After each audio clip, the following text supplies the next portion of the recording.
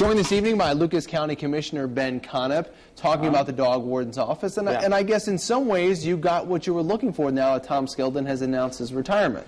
Well, we did get change, and change is needed because there were just too many innocent dogs dying. In the last 3 years, 400 puppies had been killed there. And there were many rescue organizations, many individuals who would have liked to have those puppies, and that's not the type of dog pound we want to run. That's not the type of community we want to represent to the rest of the country. So I think change was needed. I was happy to hear that there was going to be change. I think we need it a little quicker, and I think we need to really look outside of the dog warden's office for the next leader. Okay, so now Tuesday, are you going to call for his removal again?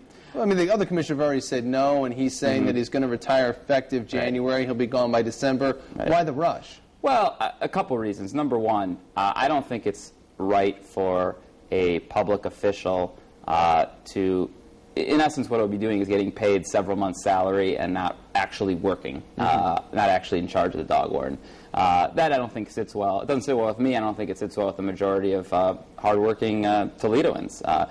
So that's one thing. The next thing is there's cause for termination. I mean, he has not done as good a job as he ought to do as dog warden. The statistics are terrible. We have one of the highest, if not the highest, euthanasia rates in the state. He had promised to do 4, 5, 6 different things along the way, you know, promote spay and neutering, start a dog park, those things. He hasn't done them. And all that is in the context of having the highest dog license fee in the state. So citizens are paying the most for the least amount of service, and that's just not right. Let me ask you about money. Let's say you want puppies to be spared and the adoption to continue on. If you add so many more puppies into the pound, where's the money to give them shots and food and basic upkeep? Fair enough.